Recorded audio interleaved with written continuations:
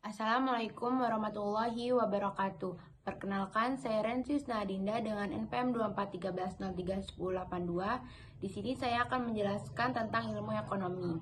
Jadi, secara etimologis, ekonomi berasal dari bahasa Yunani yaitu oikonomia, yang berasal dari dua kata yaitu oikos yang berarti rumah tangga dan nomos yang berarti peraturan.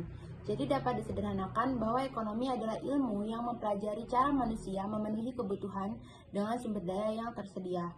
Nah, ilmu ekonomi juga dapat dipahami sebagai usaha dalam membuat suatu alternatif barang atau jasa untuk memuaskan kebutuhan hidup manusia yang tidak terbatas.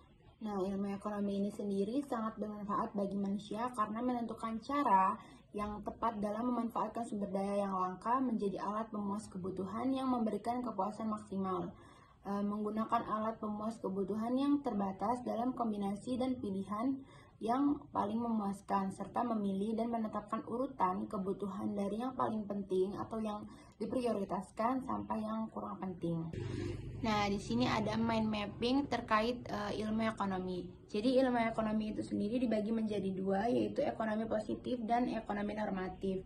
Kemudian ada ekonomi deskriptif, lalu ekonomi terapan, dan teori ekonomi itu dibagi menjadi dua, ekonomi mikro dan ekonomi makro. Nah, yang pertama ini ada ekonomi positif.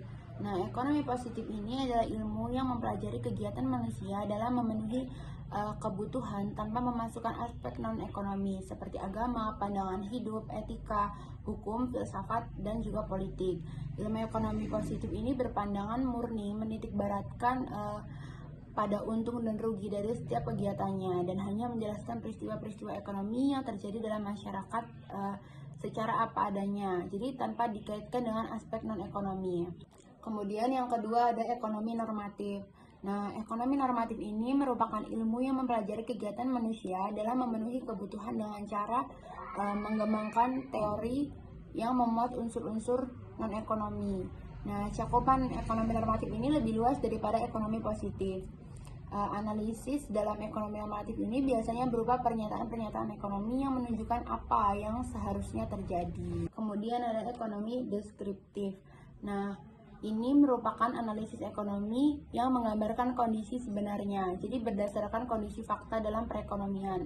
Misalnya gambaran kondisi krisis moneter di Indonesia yang terjadi pada tahun 1998. Nah, selanjutnya ada ekonomi terapan. Jadi ekonomi terapan ini analisis ekonomi teori untuk merumuskan kebijakan-kebijakan dan pedoman yang tepat untuk menangani masalah ekonomi tertentu. Jadi ekonomi terapan ini lebih bersifat praktis dan menerapkan pengertian ekonomi pada bidang-bidang atau masalah-masalah tertentu, misalnya ekonomi pembangunan, ekonomi industri, ekonomi politik, ekonomi internasional, dan sebagainya. Nah, kemudian ada teori ekonomi yang dibagi menjadi dua, yaitu ekonomi mikro dan juga ekonomi makro. Di sini analisis ekonomi ini berusaha menjelaskan, mencari pengertian, hubungan sebab akibat, dan juga cara kerja sistem ekonomi. Nah, ekonomi mikro ini mempelajari perilaku individu atau rumah tangga produksi atau perusahaan dalam membuat keputusan untuk mengalokasikan sumber daya yang terbatas. Sedangkan ekonomi makro itu mempelajari mekanisme kerja perekonomian secara keseluruhan, seperti tingkat pengangguran, pendapatan nasional, tingkat pertumbuhan, inflasi, dan juga tingkat harga.